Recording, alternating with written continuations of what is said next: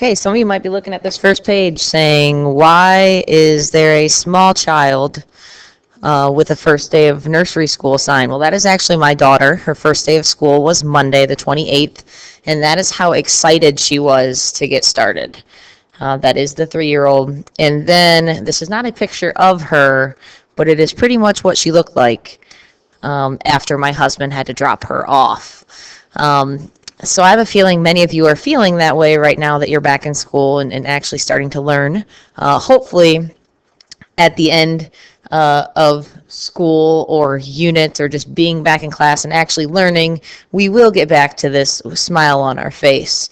But yes, we might have to go through some tears to get there. Let's first go a little bit back. This is actually Algebra 1 topics. It is PEMDAS, or how you guys have learned it, the order of operations, the please excuse my dear Aunt Sally. Now notice right below it I have GEMDAS, this GEMDAS. You might say, well, what the heck is that? Well, in Algebra 2, GEMDAS, this G stands for grouping symbols. And it's not just parentheses. Yes, it can be, but it isn't just that. It might be brackets, like this. It might be absolute value symbols. It might be a radical. All of those represent a group. So it's not just like the parentheses. Do that first. It's all these groups. The absolute value, the radicals, the brackets, the parentheses, everything. So we're going to think of it as GEMDAS, not PEMDAS. So it's grouping symbols, exponents, multiply and divide. Notice M comes before D, but I write it on the same line here because you do, and so many people forget this or just let it go past them. You do what comes in order from left to right, whatever comes first. It's not always multiply first. It's whatever comes first from left to right. And then the same for add and subtract. So let's go ahead and simplify some of this. I'm not going to focus a ton on this lesson because we are going to simplify algebraic expressions next unit. So really quickly, identify our operations. We have addition and division. Looks like those are the only two operations. There's no grouping symbols.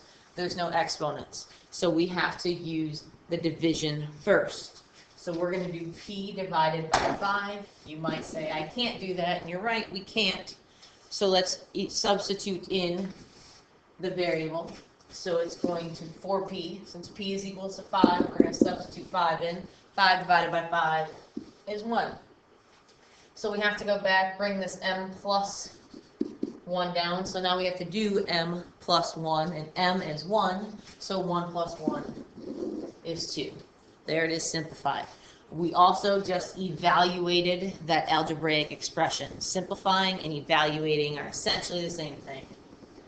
The reason this is evaluating is because we are plugging numbers in for a variable and simplifying it down to just that basic number. It's not solving because there was no equation that we had to isolate and get the variable by itself. Here we have x or y squared minus x. Notice there are no grouping symbols, but there is an exponent, so we have to do that first.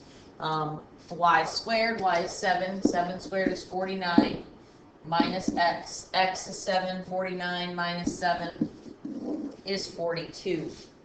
There we have it simplified. You are going to have a couple problems about simplifying in your problems that we're going to do either in class or at home tonight, depending on which, we'll see. Find the opposite and the reciprocal. Here's some vocab words that you need. An opposite number is basically the same distance from 0 that number is. So 100 is 100 units from 0. Well, what else is 100 units from 0? Negative 100. So opposite is just the sign is different. So the opposite for 1.8 is negative 1.8. The opposite of negative 12 will be positive 12. And then reciprocal. Okay, reciprocal is, I like to call it a refliprical. All right, refliprical, because what that means is you take your fraction and you flip it. You might say, well, 100 is not a fraction. You are correct. However, I can write every single number, almost every single number, as a fraction. How might I do that? Because fraction is division, and what is 100 divided by 1? Well, Mrs. McGuire, it is still 100. Therefore, this fraction, 100 divided by 1, means the exact same thing as 100. So we can flip that, which would give us 1 over 100. There's the refliprical. And 1.8, well, this is actually 18 tenths, right? 1 and 8 tenths. That's the tenths place. And so that flipped would be 10 18ths. And if by chance we had to simplify it, we still could, because both of those numbers are divisible by 2. So could technically simplify down to 5/9, but so we'll say 5/9 would technically be the reciprocal of 1.8. Let's look here, simplify the expression. Notice there are no variables here, but we still need to simplify. We have to go back to absolute value. What is the definition of absolute value? It is the distance a number is from 0. The word distance is highly important here because you cannot have negative distance. You might say, hold on. In football, the quarterback can get sacked, or the running back can get sacked for a loss of yards. And you're right, they can. And so let's say they get sacked and they lose 3 or 4 yards. They're right, but how many yards did they get moved back? Or did the line of scrimmage get moved back? 3 or 4 yards. So it still moves. It's not in the direction we want it to, but it's still moving. Distance cannot be negative. Here's our grouping symbols again. So these are grouped together because of the absolute value. So simplify what's inside the grouping symbols first. Order of operations will never leave you. You always have to use them. 2 plus 6 is 8. And the absolute value of 8, since distance is always positive, how far is 8 from 0? Well, Mrs. McGuire, it is 8 units. So we're going to simplify that to just an 8. And so we have 8 minus 8, which is 0. So that simplifies to 0. Let's simplify here. Again, grouping symbols first. So that means do the square root of, absolute value of negative 8. Well, how far is negative 8 from 0? Oh, well, Mrs. McGuire, that's 8 units. So the absolute value of negative 8 is 8. And you might say, okay, what is this operation? Well, what's this operation?